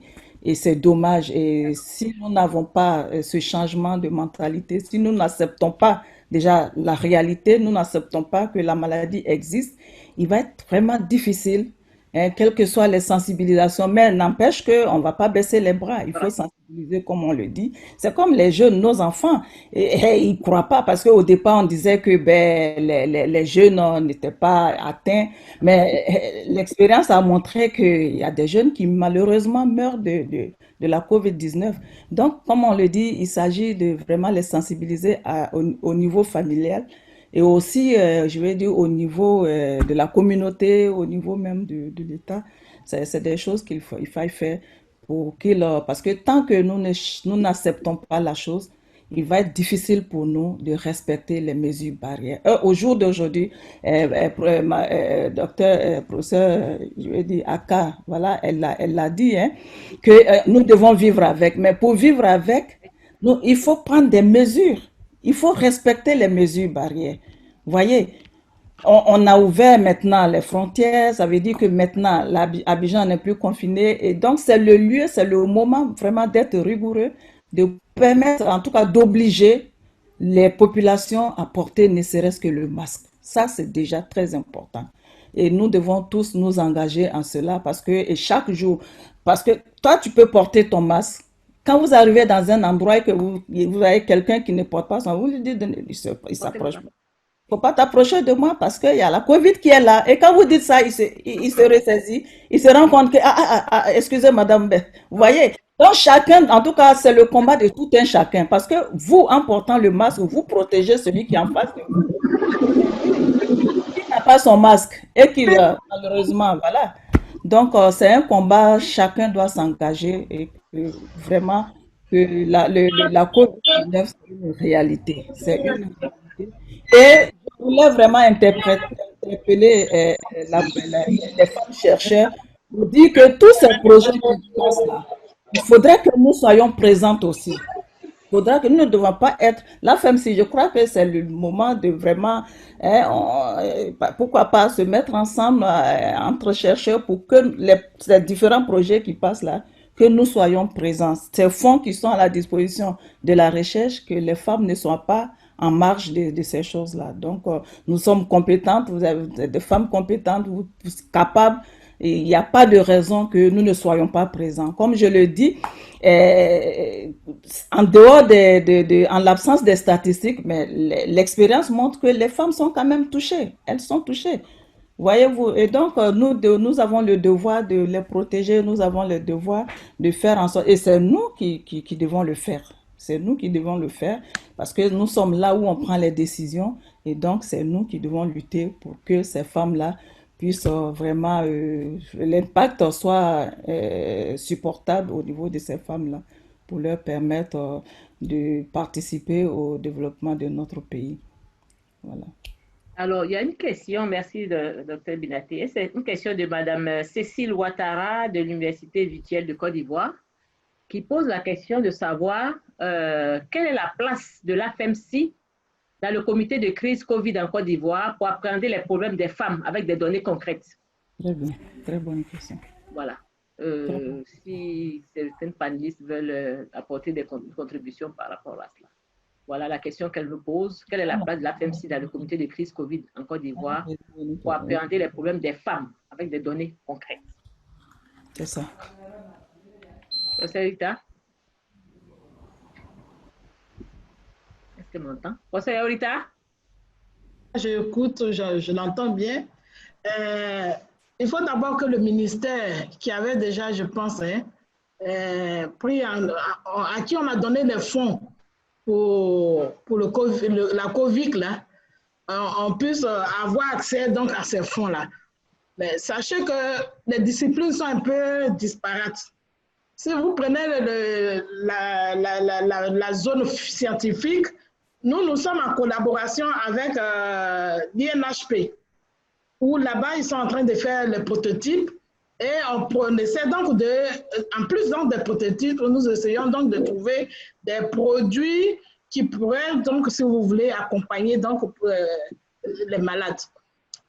Au niveau donc, des sciences naturelles, vous avez entendu dire que nos amis donc, de l'Université Félix Houphouët-Boigny avaient trouvé donc, des produits pour laver les mains.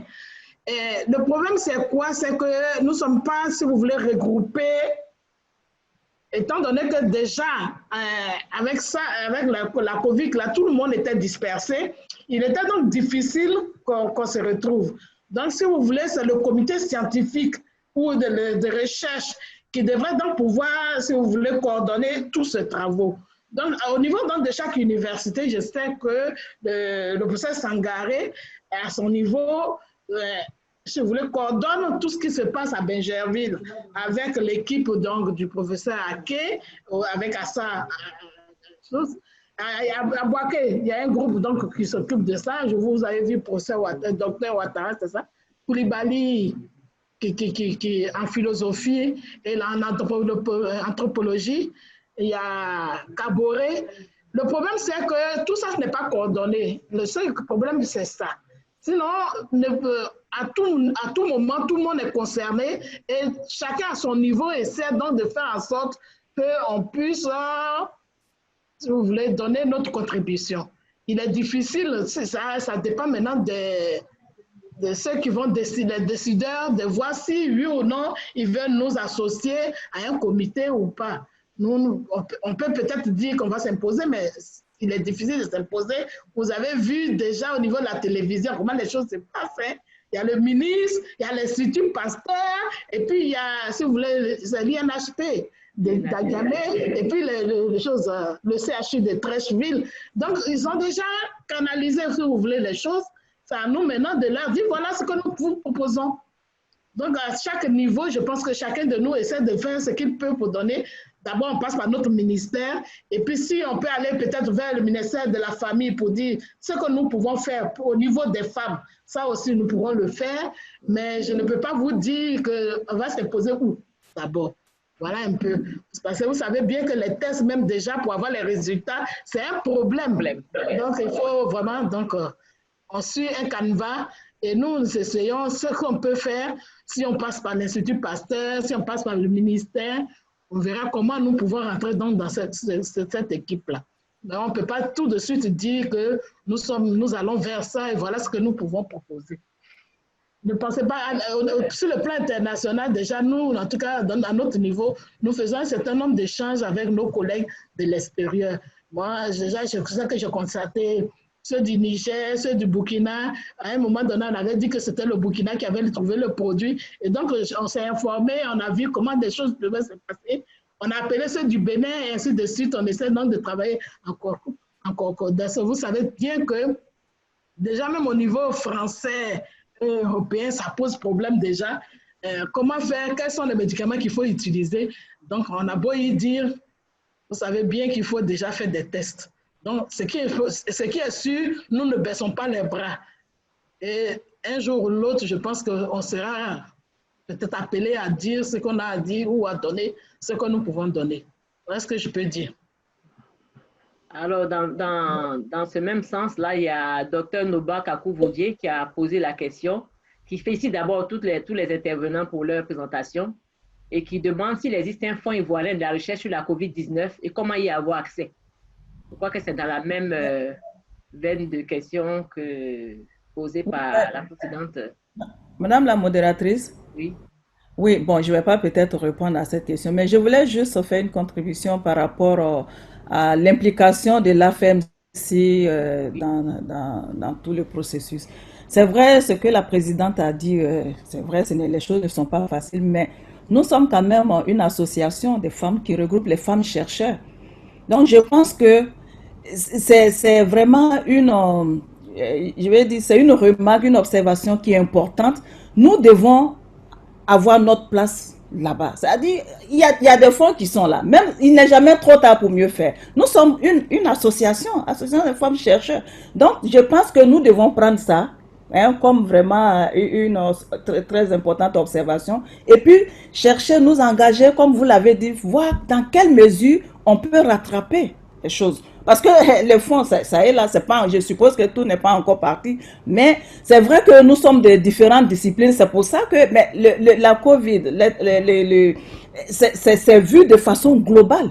Au niveau scientifique, qu'est-ce qu'on doit, au niveau des médicaments, qu'est-ce qu'il faut faire, mais au niveau économique, au niveau social, tout ça, je veux dire, chacun a son rôle à jouer. Mais l'AFMC, vous l'avez si bien, vous avez sorti le mot, il doit jouer un rôle de coordination. Et voilà, une fois que on s'impose, bon, pas qu'on s'impose, une fois que nous sommes dedans, en ce moment-là, étant dedans, on verra comment est-ce que il faut maintenant dispatcher, il faut coordonner les différentes études. Parce qu'il est important de faire ces études-là. Économique, comment on appelle ça au niveau scientifique, technologique, etc., etc. Donc, Madame la Présidente, c'est vraiment une très bonne observation qu'on nous a faite. Nous devons la saisir, vous l'avez dit, pour voir, il n'est jamais trop tard, pour voir qu'est-ce qu'on peut récupérer. Parce que c'est ça, au cours de l'une des interventions de Madame la Ministre, elle a dit que les femmes chercheurs doivent prendre leur place. Elles doivent être là. Parce qu'il y a des fonds, mais nous ne devons pas rester à la marge. Et l'AFMC est quand même suffisamment bien assise pour pouvoir jouer ce rôle-là. C'est ce que je voulais ajouter. Maintenant, comment faire pour avoir accès aux fonds? Bon, je ne sais pas. Si l'AFMC était dedans, on saurait. Ouais. Et je pense qu'à la suite de Dr Bidaté, je pense qu'il faut qu'on ait, comme on dit, quelque chose dans les mains. Il faut peut-être qu'on initie la mise en place d'un programme qui va demander à chaque femme de l'AFMC de présenter quelque chose, un projet, vraiment des activités qu'on pourrait mettre sous forme de programme. Et c'est avec ce programme-là qu'on pourra peut-être aller taper aux portes du ministère de la Santé, au ministère de la Famille, au ministère de la Recherche scientifique, pour dire que nous avons des choses à proposer. Je pense que si nous nous organisons comme ça. Avant ça, il faut voir la possibilité, qu'est-ce qu'il faut avoir les critères.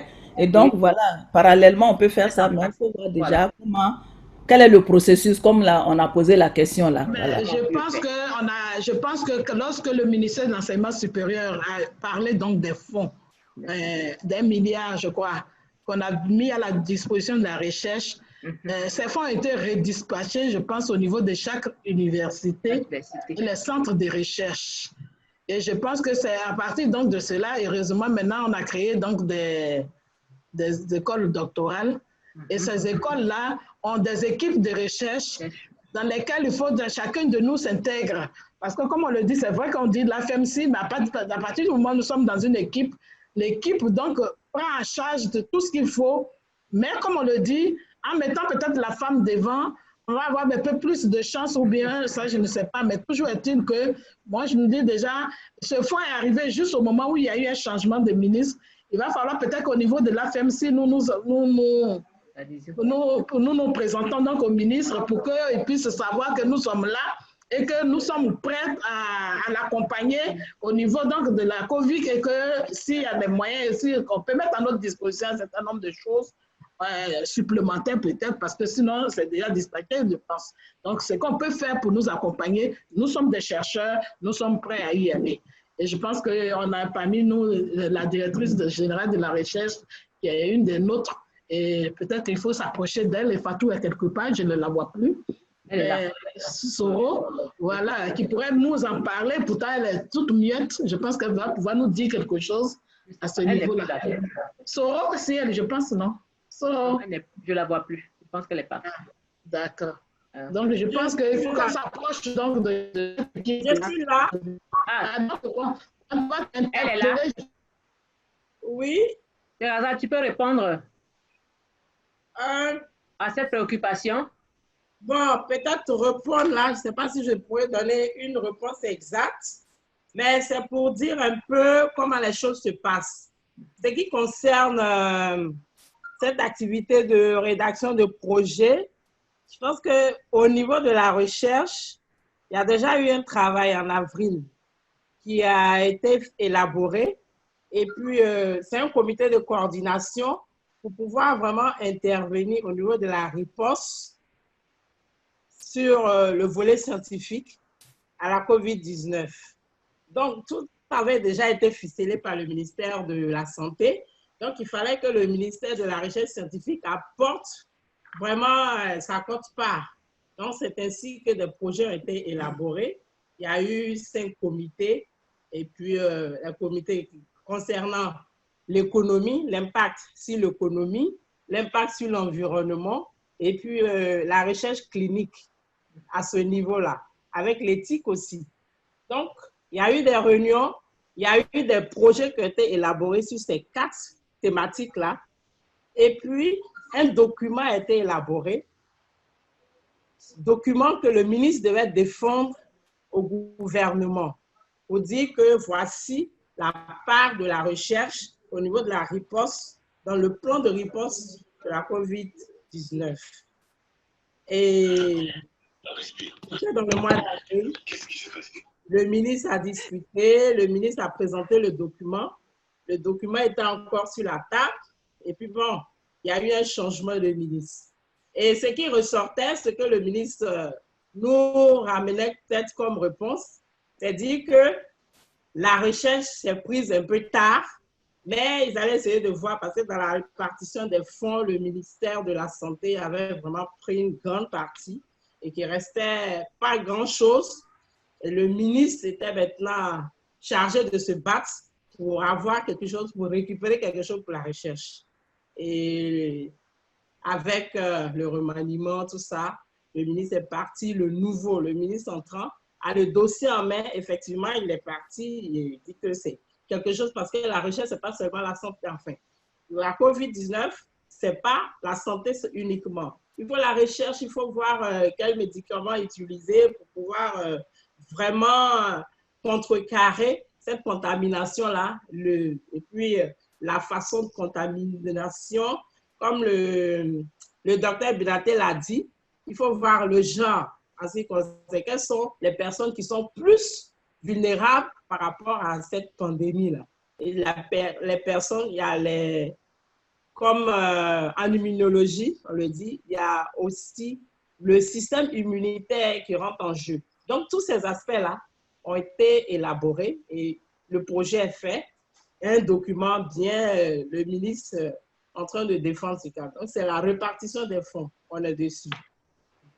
Pour dire que ici, la FMC, vraiment, ça serait un peu difficile parce que ce que je viens de vous dire, c'est tout un comité au niveau de la recherche, mais il n'y a pas vraiment une solution de dire que, bon, voici la part de la recherche et tout ça. Maintenant, la FMC, en singleton les femmes, ce que les femmes peuvent faire, ça serait un peu difficile. Mais je pense qu'on peut quand même montrer ce qu'on sait faire. On peut quand même dire au niveau des femmes, voilà ce qu'on a fait. Comme Dr Binaté l'a dit, peut-être qu'avec une image de femme, un esprit de femme, ils seront peut-être plus perceptifs. Ils vont nous recevoir et puis nous donner quelque chose. Sinon, voilà comment la situation se présente au niveau de la réponse contre la COVID-19. En ce qui concerne le ministère de l'Enseignement supérieur et de la Recherche scientifique. Merci. Voilà ce que je pourrais dire. Merci, Dr Soro. C'est dans le même sens que Dr Sophie Bucheri apporte une contribution pour Dr Binaté. Elle dit qu'il faudra aussi déterminer les statistiques socio-professionnelles afin d'identifier l'origine de la contamination de la population vulnérable cette méthode contribuera à une meilleure sensibilisation de la population et apporter des mesures barrières adaptées à cette catégorie professionnelle. Donc, c'est toujours dans le même sens que Dr Binaté. Alors, il y a une question pour Dr Aka de la part de Jeanne Tin. Après avoir passé beaucoup de temps à la maison et écouté trop d'informations négatives sur la COVID-19, mes enfants refusent d'aller à l'école. Lorsqu'on leur demande, ils sont très stressés. Que faire? Dans la lutte contre la COVID-19, que pensez-vous d'une étude sur la perception des populations, car jusqu'à ce jour, on note un déni de la maladie au sein de la population? Merci beaucoup. Oui, merci beaucoup. Je pense que la problématique de la perception, je commence par le bout, hein. Oui. La problématique de la perception de la COVID-19 en termes de recherche est très, très importante. Parce qu'aujourd'hui, tant que, et cela a été dit, tant que la COVID-19 n'est pas vue comme un élément de réalité, c'est vrai que la mise en place des gestes, des mesures barrières, ne va pas être véritablement exécutée par chacun d'entre nous. C'est pour cela que toute la sensibilisation, la mobilisation doit se faire dans tous les domaines de la vie, c'est-à-dire aussi bien par les leaders communautaires, que ce soit les leaders religieux, les leaders au niveau des associations de femmes, des enfants, les enseignants et tout le monde doit revenir sur la réalité de la COVID-19. Mais le problème est encore plus important parce que très souvent, les leaders eux-mêmes n'y croient pas. Donc, c'est vraiment à revenir là-dessus pour pouvoir faire une étude. Et il y a des études qui sont en cours sur ces questions de représentation concernant la COVID-19. Même s'il y a parfois le fait d'y croire, ce qui se passe, c'est que dans l'application des mesures barrières, on a l'impression que ça n'arrive qu'aux autres. Donc, ça, c'est une autre étape encore en termes de représentation.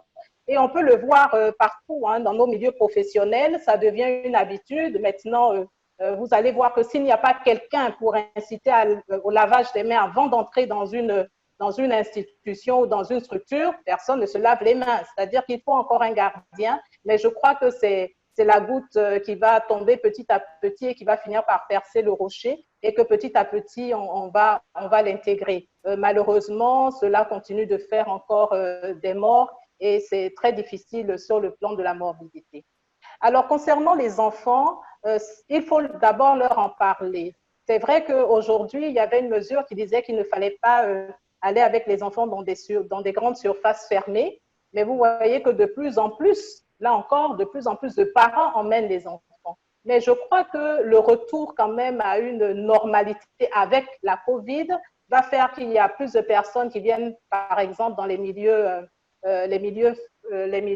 familiaux, rendre visite et tout. C'est le lieu d'en parler, de dire effectivement qu'il y a cette réalité, mais de dire que lorsqu'on accepte et lorsqu'on pratique les mesures barrières, il y a beaucoup de choses qui peuvent être levées. C'est-à-dire qu'il faut montrer aux enfants qu'il y a quand même un moyen de lutte. Même si l'école reprend, l'école va se faire dans un cadre précis, la maîtresse ou le maître va prendre des habitudes ou l'enseignant va prendre des habitudes. Même vous, les enfants, on va prendre en compte le fait qu'il va y avoir mettre en place les mesures barrières, vous serez disposés d'une certaine façon. C'est-à-dire qu'il faut préparer les enfants à la reprise.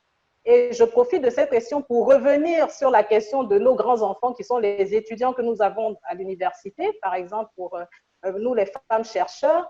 Qu'est-ce qu'on fait en tant que femmes chercheurs justement pour que ces mesures barrières, ces gestes barrières soient vraiment respectés aussi bien dans l'effectivité, mais dans la mise en place et dans l'accueil de ces étudiants? Je pense que là, il y a quelque chose qu'on doit pouvoir écrire pour soutenir la mise en place de l'accueil des étudiants pour la nouvelle année. Merci, Dr Aka. Alors, je vais, avant de... S'il n'y a plus d'autres interventions de participants, j'aimerais, avant de conclure et passer la parole à chacun des intervenants, déjà remercier toutes ces femmes chercheurs qui ont pris de leur temps pour participer à cette conférence et leur traduire donc le remerciement du PASRES et de l'AFEMSI. Et en résumé, vraiment sensibiliser ces femmes chercheurs à travailler donc dans le sens de la riposte contre la COVID-19. Et toutes ces questions qui ont été posées justement peuvent être des sources de recherche, de travaux qui pourraient éventuellement aider donc les gouvernants à pouvoir prendre des mesures adéquates pour faire une meilleure sensibilisation et une meilleure riposte pour endiguer vraiment cette pandémie qui reste encore mortelle et qui endeuille encore de nombreuses familles.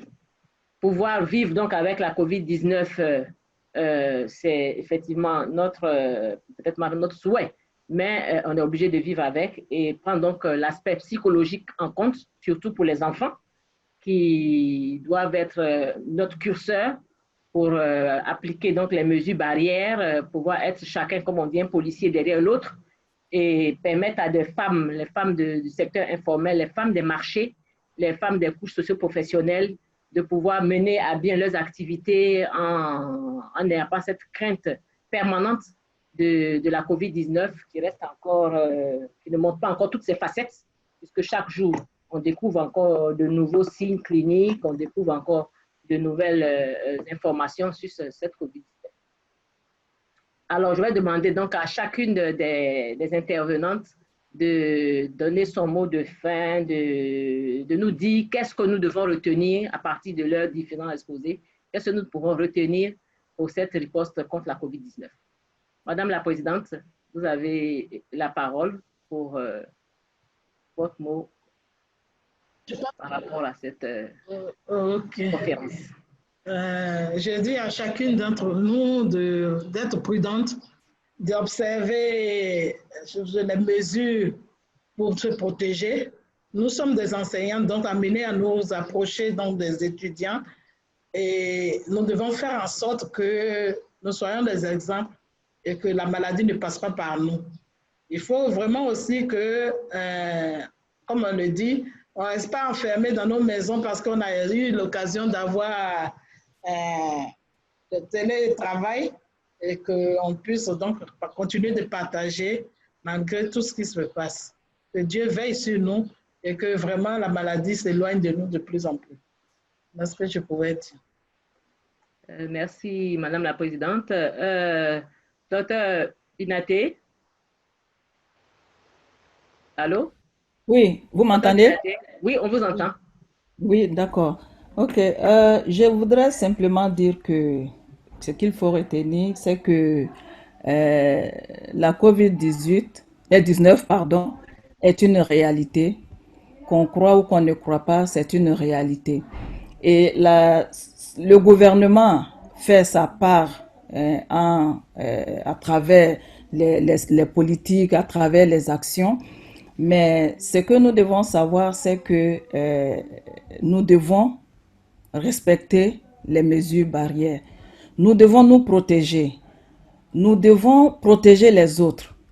Et il faut savoir que nous, les femmes sont les plus impactées dans cette situation, bien qu'on n'ait pas de statistiques, mais comme je le dis, il y a qu'à voir un peu ce qui se passe lorsqu'il y a eu le confinement avec toutes ces femmes qui sont devenues plus vulnérables. Déjà, elles sont vulnérables et avec la situation, ça les a rendues plus vulnérables. Et donc, c'est une réalité. Et la recherche dans cette situation a son rôle à jouer et c'est en cela que je lance un appel vraiment à la FEMSI pour que, en tant que femmes chercheurs, que nous puissions prendre notre place, que nous puissions aussi contribuer efficacement, n'est-ce pas, à la lutte contre cette pandémie. Je voudrais inviter tout un chacun à être son policier. Je voudrais inviter tout un chacun à vraiment se protéger. Comme on le dit, protège-toi, Dieu te protégera. Que Dieu nous protège tous et que vivement que chaque Ivoirien, chaque Ivoirienne puisse effectivement, véritablement se protéger pour, n'est-ce pas, le bien-être de notre pays parce que l'avenir de ce pays, la construction de ce pays ne se fera pas personne, c'est par nous, c'est par nos enfants, par nous-mêmes et chacun a chacun a sa part de responsabilité dans ce processus. Que Dieu vous accompagne. Merci encore une fois de nous donner cette opportunité. Merci et que Dieu nous protège et nous préserve de cette pandémie. Je vous remercie. Merci, Dr. Binaté. Dr. Aka, vous avez la parole pour votre mot. Oui, alors pour finir, ce sera encore une ouverture vers toutes les perspectives qu'offre cette conférence que nous avons pu avoir avec l'AFMC et le PASRES, que je voudrais remercier pour cette opportunité. Mais dire surtout que nous sommes à une étape où il faut un changement de comportement face à une situation inédite et qui demande justement de pouvoir s'adapter à de nouveaux comportements qui sont parfois tout à fait opposés à ce que nous savons de nos relations humaines. Alors, c'est important parce qu'il y a ce que nous voulons faire et il y a ce que nous devons faire. Et à partir de là, je pense que c'est tout à fait justifié d'inviter les sciences humaines pour poser les problèmes de représentation de la COVID-19, mais pour poser aussi le problème des comportements à étudier, aussi bien au niveau des personnes qui sont elles-mêmes touchées par la COVID-19 parce qu'elles sont malades et parce qu'à la suite de cela, elles sont souvent stigmatisées, discriminées. Et il y a tous ces problèmes-là aussi à prendre en compte et la reprise même du travail, autant de questions, que pour toutes les personnes qui sont affectées parce qu'elles ont en leur sein quelqu'un qui est touché, comme les enfants par rapport aux parents ou par rapport aux enseignants, des classes qui ouvrent et qui se ferment parce que l'enseignant est touché par la COVID. Cela entraîne une hantise et beaucoup de stress. Donc, c'est important que les femmes chercheurs, parmi tous les chercheurs, puissent s'impliquer sous forme d'équipes pluridisciplinaires pour poser les problèmes, et cela dans tous les domaines de vie, que ce soit au niveau des femmes qui travaillent dans l'informel, au niveau des personnes qui travaillent dans l'informel, qu'au niveau des hôpitaux. Il faut penser donc à ces soignants, il faut penser aux malades, penser à l'écoute finalement de ce qu'est la vie et penser donc au vécu des uns et des autres en s'efforçant à respecter les gestes barrières par les modèles que nous avons. Cela commence par chacun d'entre nous. Cela commence par nos familles, cela commence par nos enfants, pour s'étendre petit à petit et pour que chacun puisse être véritablement un modèle pour l'autre, pour que cela devienne quelque chose de courant, qui n'étonnera plus et qui va devenir naturel. Mais n'oublions pas aussi que c'est une période qui est sensible et il faut revenir sur le fait de se rencontrer, le fait de s'inviter, de ne pas pouvoir manger tous ensemble, de faire des mariages comme on l'a voulu et on l'a toujours fait, de faire des funérailles comme on l'a toujours fait. C'est vrai, il y a ce que nous voulons, mais il y a ce que nous devons faire. Et pour cela, c'est que chacun puisse finalement jouer sa partition pour qu'on puisse avancer pour une société plus sécurisée. Merci, Dr. Aka. Je ne sais pas si Dr. Ouattara est toujours là. Dr. Ouattara? Oui, je suis là. OK. Donc, avant que vous fassiez la conclusion, je vais d'abord donc remercier les intervenants, remercier les participants et les féliciter donc tout le monde et profiter de cette opportunité pour dire à toutes les femmes chercheurs qu'elles ont leur place donc dans la lutte contre la pandémie à COVID-19. Et s'il est possible donc d'intégrer les activités qui sont déjà en cours, il faut le faire dans vos différentes universités, centres de recherche et justement travailler sur les questions que nous nous sommes posées aujourd'hui et même élargir encore le débat qui doit continuer en dehors donc de ce webinaire, former des petits groupes de travail et continuer à travailler contre la riposte, pour la riposte contre la COVID-19 qui est vraiment une maladie que nous devons combattre et qui modifie nos comportements communautaires, qui modifie notre environnement, nos relations avec les autres. Il serait donc intéressant que les femmes chercheurs s'impliquent véritablement pour cette riposte. Alors, j'aimerais donc demander au docteur Ouattara de clore donc cette session de webinaire et encore remercier le PASRES de sa participation effective à nos activités et je lui donne donc la parole pour clore cette session. Docteur Ouattara, vous avez de la parole. Ok, merci à vous, Madame la modératrice. C'est avec beaucoup d'intérêt que j'ai suivi les différentes communications en tant que d'abord membre du PASRES, certes, mais aussi en tant que femme, chercheur et sociologue. Merci à vous, chers panélistes, pour la qualité de vos interventions qui devraient nous conduire à être beaucoup plus résilients face à cette pandémie. Merci à vous, chers collègues, chers membres de l'AFEMSI, que cette rencontre soit le début d'une série d'activités efficientes. Soyons des relais dans nos environnements. Sur ce, je déclare close la e-conférence sur le thème AFEMSI face à la COVID-19. Je vous remercie.